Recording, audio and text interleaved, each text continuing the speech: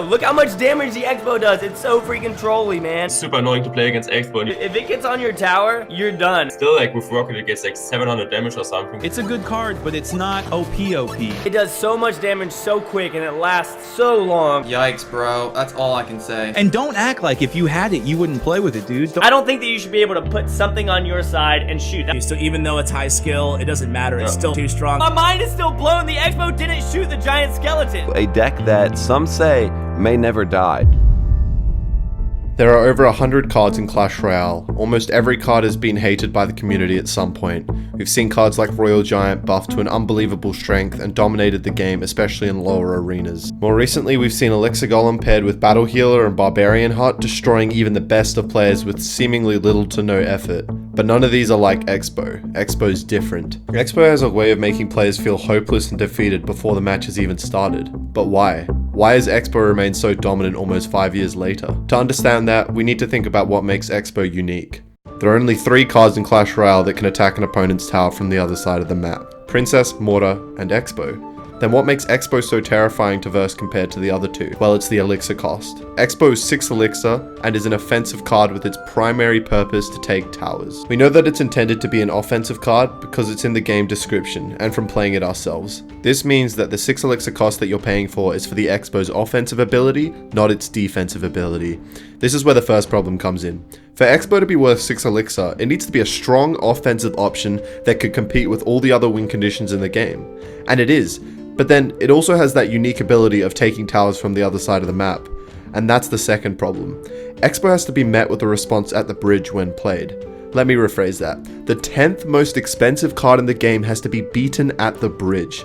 And this is why Expo is so frustrating. It's one of those cards that require such a specific response.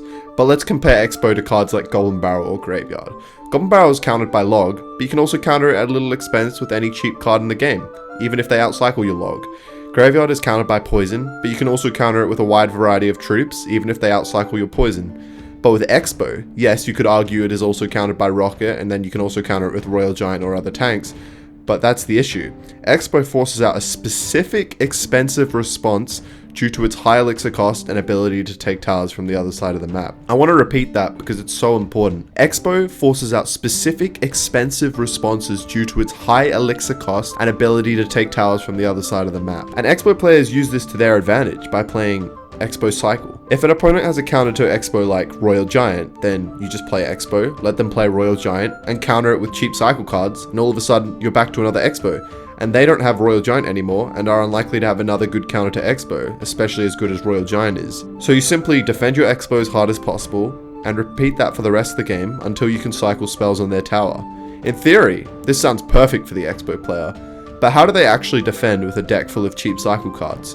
And that's where Expo's perfect synergy with 2 specific cards comes in. The first is Log, which is a ground hitting spell that can only be deployed on your side of the map or at the bridge. For this reason, it's given a special knockback ability as well as a ton of damage compared to the other cheap spells in the game. And this is perfect for Expo. Log is a perfect spell in Expo decks because of its handicap of only being able to be played at the bridge. This obviously isn't a handicap for Expo decks because Expo is played at the bridge, which makes it especially strong with Expo as it can support the Expo immediately for so much value at such a cheap cost, whilst also playing an important defensive role in the deck and for finishing off towers through spell cycling. And the other card that synergizes perfectly with Expo is Tesla. Tesla is a 4 elixir air and ground hitting building that fits perfectly next to Expo during offense, but more importantly serves for defense. Tesla does just enough damage to kill tanks, is just cheap enough at 4 elixir that with a quick Expo cycle deck, it can be cycled to again easily within the same defense if needed, and almost always gets more value than it's worth, especially when combined with units such as Skeletons, Ice Spirit, and Log that give it a bit more time to deal more damage to incoming units. It works perfectly with Expo by covering its weaknesses, and that's why not only the infamous 2.9 cycle deck runs Tesla, but the second most popular Expo deck, more commonly known as Icepo, has also started to run Tesla as well. Expo synergizes so well with cycle cards as well as Log and Tesla, it's hard to believe. So to come full circle and to answer the questions posed at the beginning, why do players feel so hopeless when matched against Expo? Because Expo forces out specific expensive responses due to its high elixir cost and ability to take towers from the other side of the map. And why has Expo remained so dominant almost 5 years later? Because of its ability to seemingly beat anything due to the perfect synergy it has with other cards in its deck. Thank you for watching, and subscribe if you enjoyed and use code KFC. I'm going to start uploading more frequently now, so